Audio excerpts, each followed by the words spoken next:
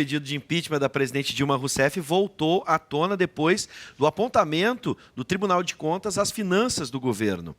Sobre este assunto, nós vamos conversar com os cientistas políticos Benedito Tadeu César e Bruno Lima Rocha. Sejam bem-vindos. Boa noite. Boa noite. Boa noite. Boa noite, professor. Essa pergunta é difícil, né? É verdade. Seja uma cai ou não cai, mas por que voltou à tona essa questão, então, do impeachment da presidente? Por favor, Bruno. Bom, eu entendo que voltou à tona por alguns motivos, tá? Primeiro, porque tem uma oposição atuante e que, de novo, passou por um segundo turno que, no meu entendimento, foi um segundo turno plebiscitário, onde o país escolheu dois modelos dentro de um grande sistema e que, talvez pela correlação de força, talvez pela falta de vontade política, talvez pela falta de acúmulo, mas o fato é que, da passagem do segundo turno para o terceiro turno, a atual presidenta ela tomou medidas e tem tomado decisões que vão de encontro, são contrárias ao que foi, pelo menos, propagado na campanha. Esse é um ponto. O outro ponto é o seguinte, a gente tem que ser franco aqui, não é teoria conspiratória. Existe um agendamento midiático e financeiro contra o atual governo. Seja para colocar o atual governo nas cordas, ou de joelhos diante do capital financeiro, seja por uma posição ideológica mesmo, que eu entendo que é a posição, pelo menos, dos maiores grupos de comunicação no Brasil.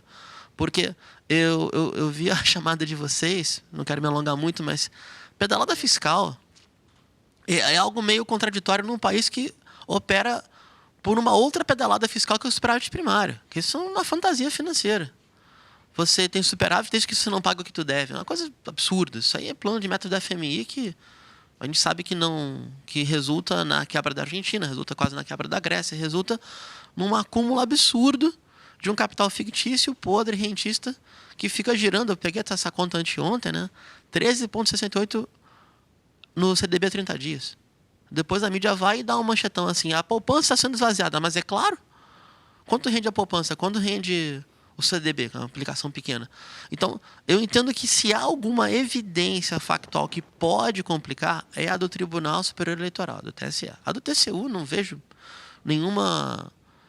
Nada além do que pressão fiscal, pressão financeira. E, detalhe, para derrubar um governo, o governo não cai depois, o governo se derruba. Para derrubar um governo eleito, tem que ter fato. Só pela teoria do fato não vai, dessa vez não vai, tem que ter fato. Muito bem. Benedito, por favor. Olha, eu vou começar pelo TCU. O TCU, na verdade, é um cabidão de emprego, né?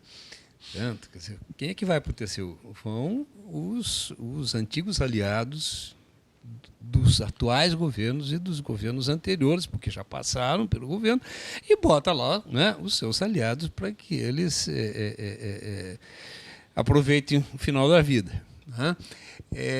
Alto salário e, na verdade, não tem nenhuma competência para julgar alguma coisa. Quer dizer, os pareceres técnicos quase sempre são desprezados.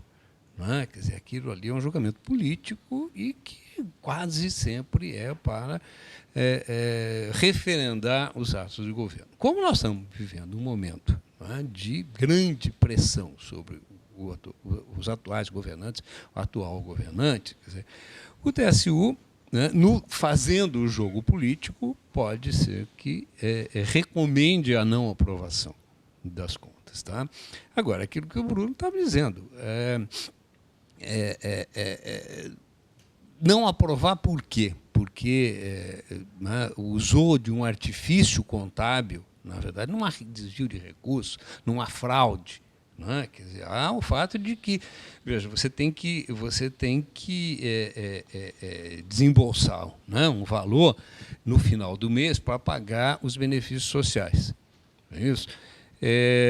E aí você, em vez de desembolsar aquilo no dia 30, né, mandar o recurso para o banco, sair da sua conta, da conta do Tesouro e ir para a conta, né, do banco, para o banco transferir para as pessoas que têm que receber o Bolsa Família, o bolsas de estudo, outras coisas desse tipo, o que o governo faz? Não manda no dia 30, libera no dia 1º.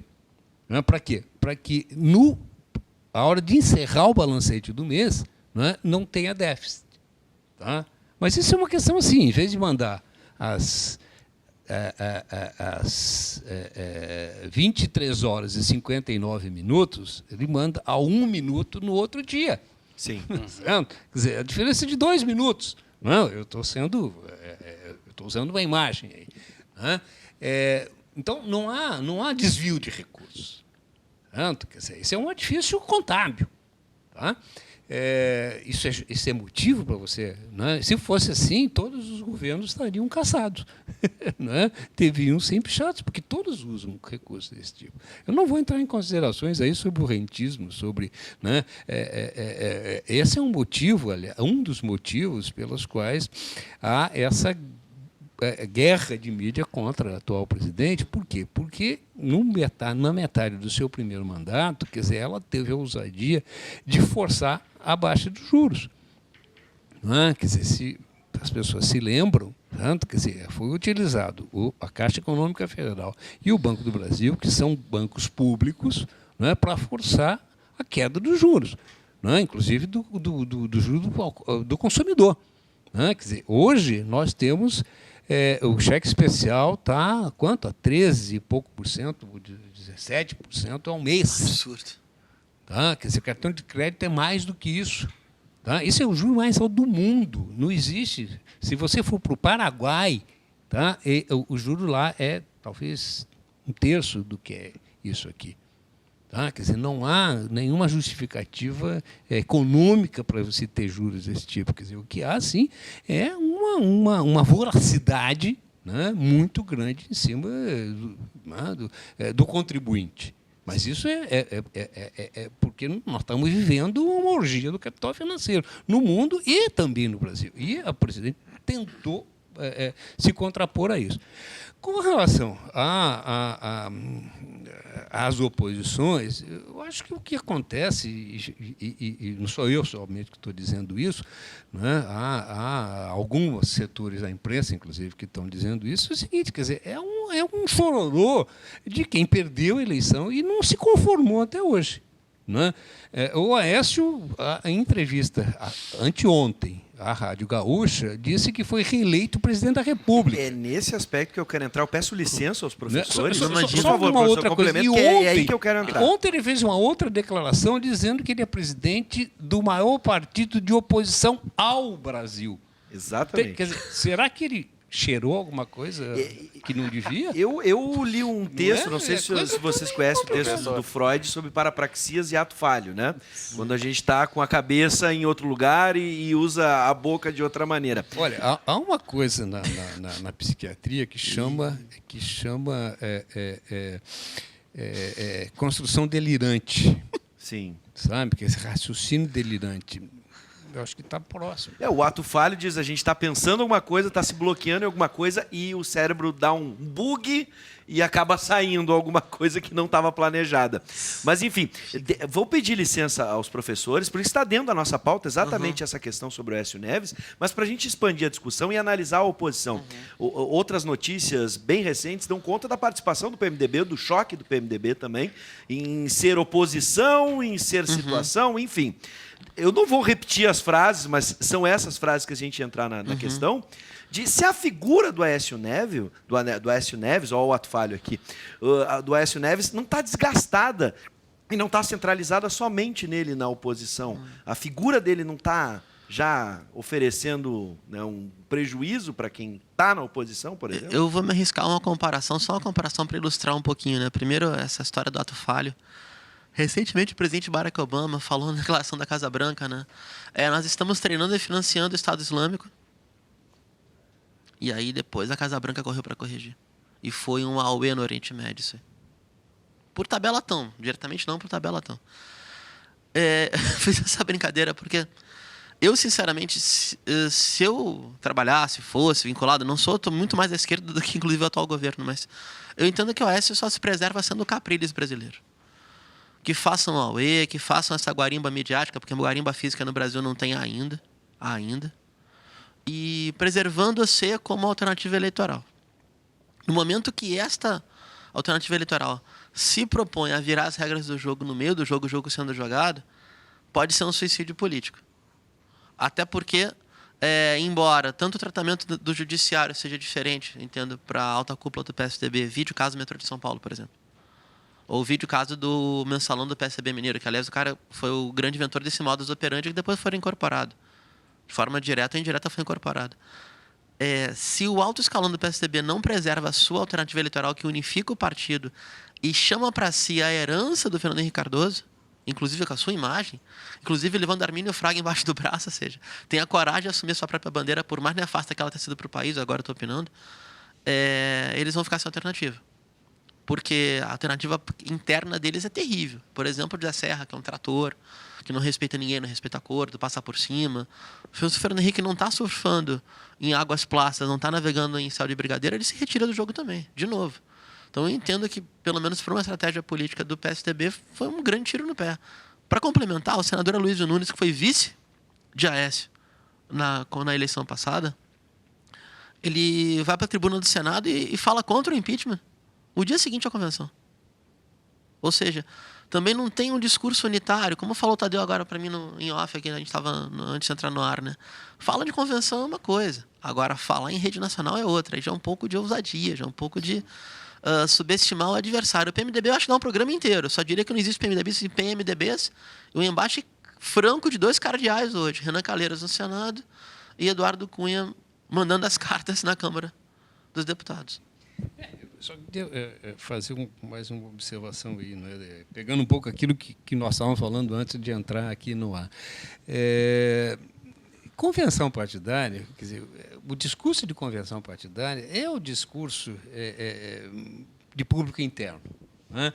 É aquela coisa assim de se ouvir a própria voz, né? Quer dizer, um público que gosta muito de grito, né? E eu até escrevi um artiguinho e que está até na minha página no Facebook, e eu termino dizendo o seguinte, quer dizer, na convenção partidária as pessoas gostam, né, de ouvir a própria voz, de ouvir os gritos, mesmo que seja grito de opereta, né? E não isso não é privilégio do PSDB, tá? O PT também faz isso, né? Aliás, quem inventou a moda de pedir, né, a saída do presidente, na verdade, foi o PT, né? Quer dizer, quando o Fernando Henrique era presidente, né?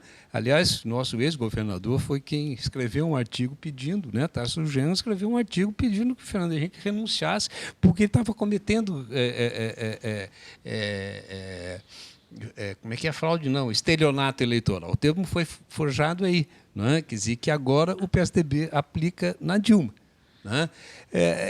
Então, essa coisa de você pedir, né, dentro de uma convenção partidária que haja, né, cassação de mandato, impeachment, não sei o quê, vamos dizer assim, é uma coisa de mau gosto, mas faz parte do jogo, né? O que é preocupante, no meu ponto de vista, é o seguinte, é quando a grande mídia, né, e instituições republicanas começam a entrar nesse jogo, não é? Quer dizer, a possibilidade do TSE, né? Hoje você tem, na verdade, a contabilidade dos votos, são 6 ministros, né? Quer dizer, tem 3 votos que tenderiam a ser contrários a Dilma e 3 votos que seriam favoráveis.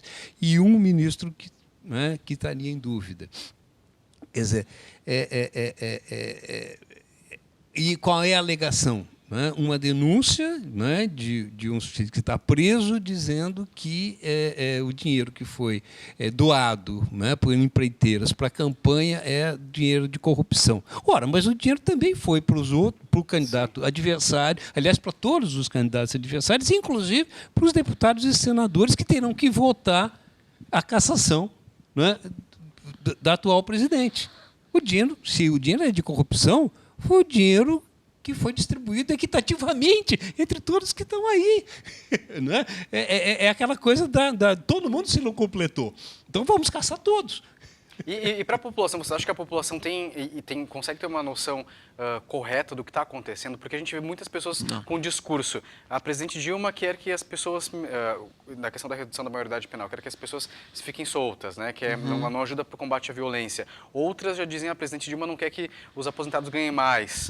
Né? Ou o Lula também está no esquema da Lava Jato. Ou seja, as pessoas não têm uma noção do que está acontecendo realmente no país. Vocês têm essa percepção também? Sim, temos sim. Pelo menos eu tenho, né? Não posso falar pela verdade. E a que ponto isso é perigoso também? Isso é muito perigoso no seguinte sentido, né? Se a gente pegar o precedente do clamor popular, que fez o golpe da mesa da Câmara na semana anterior, de fazer a redução da maioridade penal depois de ter sido derrotado nas eleições em nome do clamor popular, um clamor popular pode legitimar uma aventura política. Eu entendo que esse é um ponto. O outro vamos reconhecer, nosso país melhorou de vida materialmente, A gente tem uma profusão de redes sociais, via Facebook, Twitter, etc. Só que a nossa condição de capital cultural não está boa, não. Está muito ruim. O ensino médio brasileiro não educa. Então, o nível de compreensão da política nos seus pormenores, o grau de lucidez do debate político é muito pequeno. Há pouca razoabilidade, há muita paixão, muita emoção e muita ignorância política. Eu estou falando isso no maior sentido técnico, tentando ser técnico, a ignorância política. Por exemplo, típica coisa de Facebook, o governo comunista do PT. O governo do PT é tudo menos comunista. É o social-democrata com verniz social-democrata, para classificar no mapa político. Então, isso aí pode gerar um clamor, um pensamento muito mais à direita, mais reacionário. Talvez a população brasileira esteja se manifestando agora via redes sociais, repercutindo muito um esquema que a gente sabe que existe, grande mídia, pastores neopentecostais, essa pressão do senso comum, e sim, isso pode gerar uma aventura política. Sim.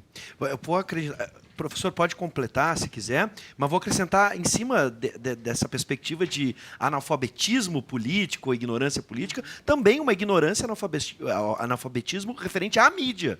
As pessoas têm que, às vezes, entender que a mídia pode, sim, através de recursos de edição, através de, por exemplo, quando tu retira uma única fala e retira ela toda do contexto de um discurso, isso também pode ser usado para manipular. Me dá só um parênteses, juro para não monopolizar. Favor, critério de noticiabilidade, correto? Sim. Por que a Lava Jato é tão importante e a Operação Zelotes não é?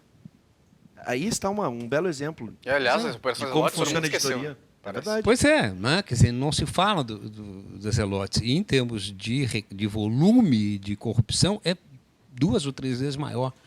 Né? Quer dizer, isso não está na mídia. Sim. Certo? Veja, quer dizer, há uma politização geral, né? Do debate, da opinião pública. Veja, há alguns meses atrás, as pessoas diziam, eu não gosto de política, eu não gosto de partido, eu quero estar longe disso. Né? Hoje as pessoas dizem, eu não gosto de política, eu não gosto de partido, mas elas estão indignadas. Né? Quer dizer, não, temos que botar para quebrar, derrubar, acabar. Né? Veja, o grande problema para mim, primeiro é o seguinte, não é fazer a defesa do atual governo. Então, ele quiser fazer a defesa de uma institucionalidade política.